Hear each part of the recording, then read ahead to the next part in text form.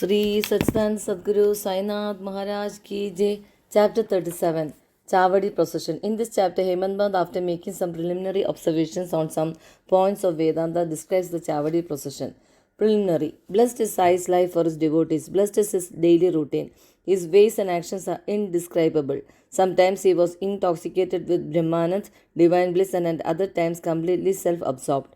While doing so many things at the same time, he was yet unconcerned with them. Though he seemed at times quite inactive, he was not idle or dozing. He always abided in his own self. Though he looked calm and placid as the sea, he was deep and unfathomable.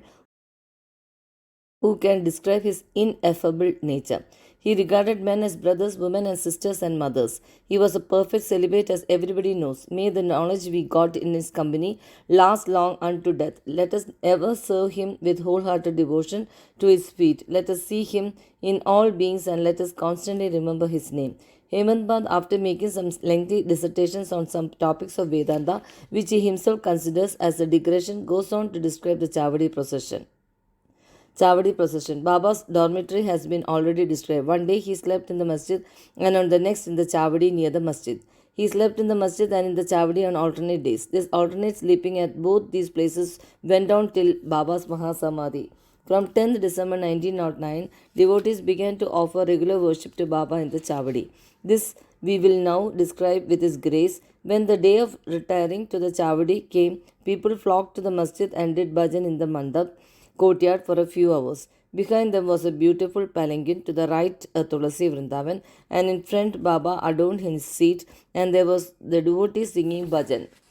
Men and women who had a liking for the bhajan came in time. Some took tal, chiplis and kartal, mridang, khanjiri and gol, all musical instruments, in their hands and conducted the bhajan.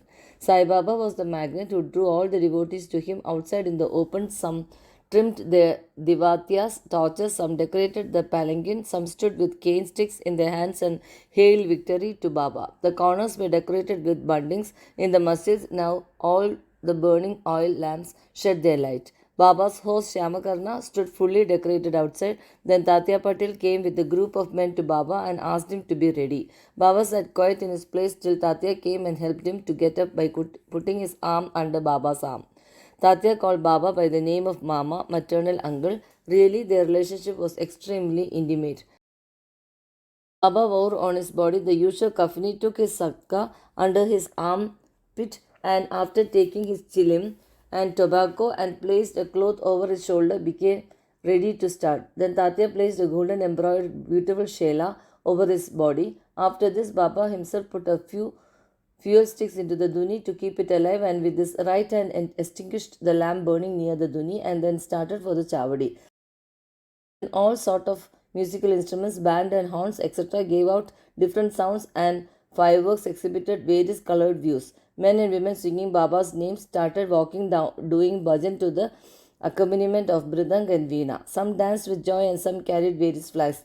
The baldas announced Baba's name when he came on the steps of the masjid. On two sides of Baba stood persons who held charmers and others who fanned Baba. On the way there were spread folds of cloth which Baba walked on, being supported by devotees' hands. Tatya Patil held the left hand and Valsabadi the right, and Babasaheb Joe held the chatra umbrella over his head. In this fashion, Baba marched on to the Chavadi. The fully decorated horse named Shamakarna led the way, and behind him were all the carriers, waiters, musical prayers, and the crowd of devotees. Harinam, the name of the Lord, was being chanted to the accompaniment of music, as also the name of Sai. In this manner, the procession reached the corner, and everyone who joined this party seemed pleased and delighted. On reaching this corner, Baba stood facing the Chavadi and shone with a peculiar aura. It seemed as if the face of Baba took over the glory of the rising sun. Baba stood there with a concentrated mind facing the north, as if he was signaling something. All the instruments played music while Baba moved his right hand up and down for some time. Kaka Sahib Dikshit at this time came forward with a silver plate containing flowers besmeared with gulal, red powder, and threw them on Baba's body off and on. The musical instruments played their best at this juncture, and Baba's face beamed with radiance and beauty, and all the persons viewed this lustre to their heart's content. Words failed to describe the splendor of this scene. Sometimes Malsabadi began to dance as if possessed by some deity, but all were surprised to see that Baba's concentration was least disturbed. With a lantern in his hand, Tatya Patil walked on Baba's left side and Bhagat Mahalsabadi on the right, holding in his hand the hem of Baba's garment. What a beautiful procession and what an expression of devotion.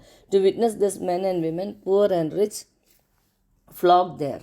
Baba walked at very slow pace. Bhaktas followed on both sides with love and devotion, with joy permeating the whole atmosphere of the place. The procession reached the Chavadi. Those days are gone now. Nobody can see them in future, but by remembering and visualizing that sight, we can bring solace and ecstasy to our minds. The Chavadi was also fully decorated with the good white ceiling mirrors and many sorts of lamps. On reaching there, Tatya went ahead and spread an asan and placing a bolster, made Baba sit there and made him wear Angarha coat. Then the devotees worshipped him in various ways. They put a crown on his head with a tuft above, placed garlands of flowers and jewels round his neck, and marking his forehead with musk mixed vertical lines, as Vaishnava devotees do. They gazed at him for long to their heart's content. They changed his head dress now and then held it aloft on the head, fearing that Baba might throw it away. Baba knew what the Bhaktas wished for and meekly submitted to all their ways without objection. With these adornments, he looked wonderful and beautiful. Nana Sahib Chandmarkar held the chatra with its beautiful pendants, which moved in a circle with a supporting stick. Babu Sahib Jha washed his feet in a silver dish, offered arghya and worship with due rituals, then besmeared his arms and sandal paste and offered him tambul, betel leaves. Baba sat on the asan while Tatya and others kept standing. When Baba sat on the gadi, supported himself against the bolster, devotees on both sides waved chamas and fans. Chama then prepared the chilim and handed it over to Tatya Patil, who drew a flame out of it by inhaling a deep breath through his mouth and gave it to Baba. After Baba had the smoke, it was given to Bhagat Mahalsabadi and then it was passed round to all. Blessed was the inanimate chilim. It had first to undergo many ordeals of opinions, such as being kneaded by pot makers, dried in the sun and burned in fire, and then it had the good fortune to get to the contact of Baba's hand and his kiss. After this function was over, devotees put garlands of flowers around his neck and gave him scent and bunches of flowers. Baba, who was an incarnation of dispassion, cared a fig for all these necklaces of jewels and garlands of flowers and other decorations, but out of real love to its devotees. He allowed them to have their own way and to please themselves. Finally, Bapu Sahib Jha waved the arati over Baba, observing all formalities, and the musical instruments played their auspicious tunes. When this arati was over, the devotees returned home one by one, saluting Baba and taking his leave. When Tatya Patil, after offering chilim, attar, scent and rose water, stood to depart, Baba said to him lovingly, "Guard me properly. Go if you like, but return sometimes at night and endure for me." On replying in the affirmative, Tatya Patil left the Chavadi and went home. Then Baba himself prepared his bed and arranged some sheets one upon another, and thus making his bed went to rest. We shall now take rest and close this chapter with a request to the readers that they should remember Baba and his Chavadi procession daily before they retire and go to bed. Go to Sri Sai. Peace be to all. Sri Satchidananda Sadguru Sainath Maharaj Ki Jai.